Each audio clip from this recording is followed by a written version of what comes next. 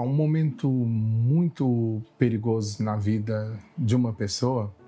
Esse momento não é quando a pessoa comete um erro.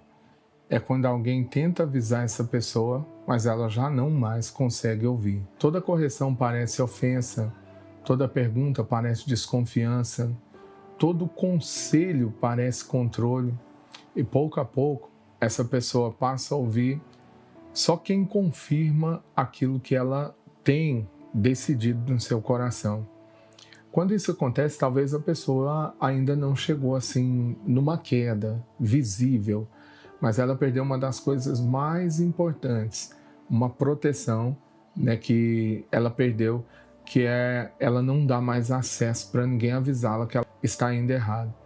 O erro mais perigoso não é quando a gente erra de modo geral, é quando ninguém mais consegue falar para a gente que aquele caminho que a gente está tomando pode ser um caminho perigoso lá na frente. Talvez você esteja prestes a tomar uma decisão na sua família, uma decisão muito importante, uma decisão nos seus negócios, uma decisão, né, para quem exerce ministério, ou uma decisão num relacionamento.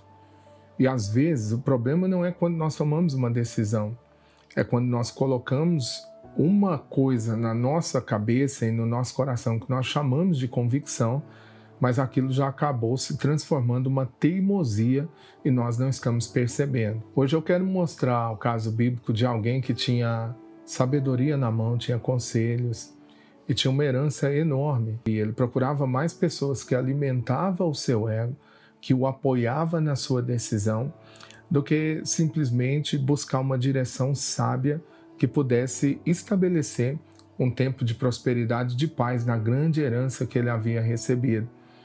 O problema não é quando a gente começa a errar, o problema é quando a gente já não ouve alguém que pode alertar a gente para que possamos corrigir a nossa rota. E esse jovem, ele vai perder uma boa parte da sua herança porque ele procurou pessoas que alimentavam mais a sua convicção, o seu ego, do que alguém que poderia lhe dar um conselho de sabedoria verdadeira. Ao longo desses 25 anos de ministério, eu tenho acompanhado famílias, líderes, igrejas e pessoas. Em momentos decisivos, eu tenho visto um padrão se repetir. Muitas pessoas não perdem alguma coisa porque ninguém tentou avisá-las. Pelo contrário, elas chamaram uma correção de ataque, chamaram perguntas de falta de apoio, chamaram limites de controle. Essas pessoas colocaram para fora as vozes que poderiam ajudá-las, como eu venho falando, corrigir a rota. E quando todas as vozes honestas elas são afastadas, sobram apenas as vozes que dizem aquilo que a gente quer ouvir. E quando permanecem somente as vozes que concordam, a gente não está ouvindo mais uma sabedoria, a gente está ouvindo um eco da nossa própria vaidade. A história bíblica de hoje ela se encontra lá no livro de 1 Crônicas, capítulo 12, que diz a Bíblia que após a morte de Salomão, seu filho Roboão, ele assume o trono de Jerusalém, o trono de Israel. A Bíblia vai dizer que Israel estava em crise, por causa do que tinha acontecido depois da morte de Salomão. Deus havia até liberado uma palavra profética, para Jeroboão.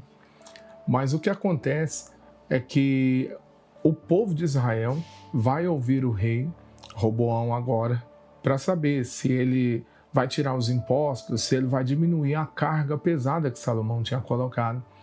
E eles dão um tempo para que Roboão desse a resposta. E eles dizem para Roboão, olha, se você proceder do jeito certo, todo Israel será um contigo.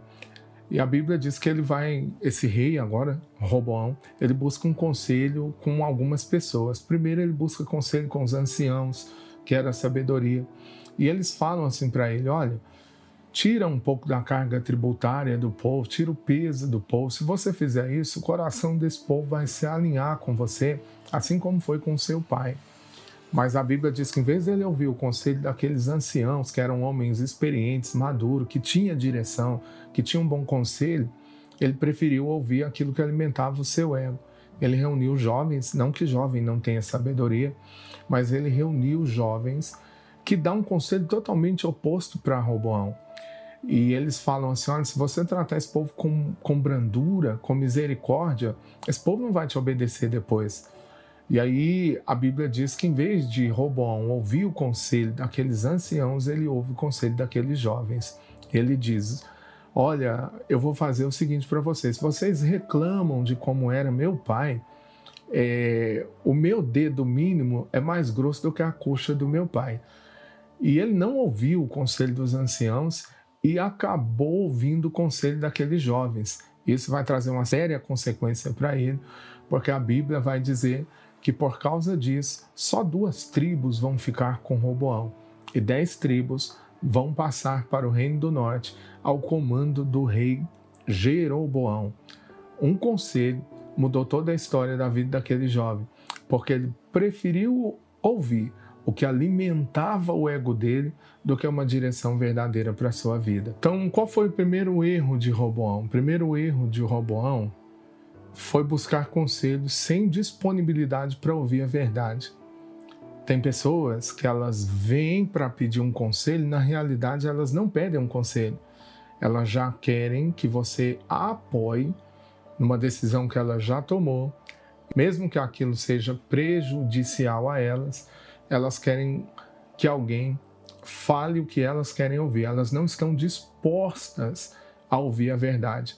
Roboão, ele vai pedir um conselho, mas ele não está disposto a ouvir a verdadeira sabedoria. Ele está disposto a ouvir aquilo que fazia bem para os seus ouvidos. O segundo erro de Roboão é que ele preferiu ouvir as vozes que concordavam com aquilo que ele estava já internalizado, com aquilo que já estava dentro dele. Quantas pessoas às vezes deixam de ouvir um bom conselho porque vem alguém que vai falar justo o que é contrário. Tem até um caso de um rei de Israel, né, chamado Acabe, que a Bíblia diz que ele ficava com raiva de um profeta chamado Micaías, porque Micaías nunca falava para ele o que o apoiava.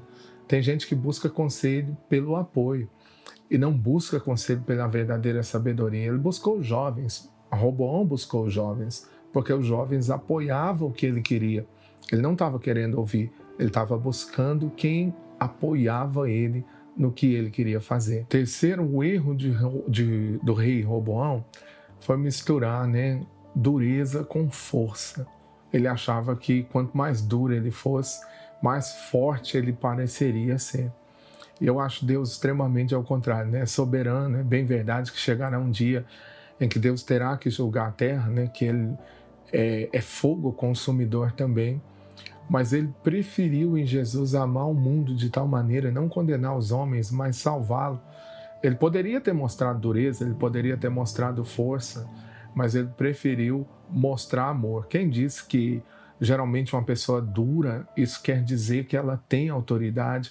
Às vezes parece mais um autoritarismo. Roboão falou o seguinte para aqueles homens: olha, se vocês achavam que o dedo do meu pai era pesado, ou desculpa, a coxa do meu pai era grossa, se o jugo do meu pai era pesado, o meu dedo mínimo é mais grosso do que a coxa do meu pai. Ele foi duro ao extremo com aqueles homens. E isso vai fazer com que boa parte do que tinha vindo como herança para a vida dele vai sair, porque ele confundiu dureza com força. Roboão vai sofrer umas consequências absurdas por causa dele não ter ouvido o conselho, porque ele tinha se fechado para os conselhos.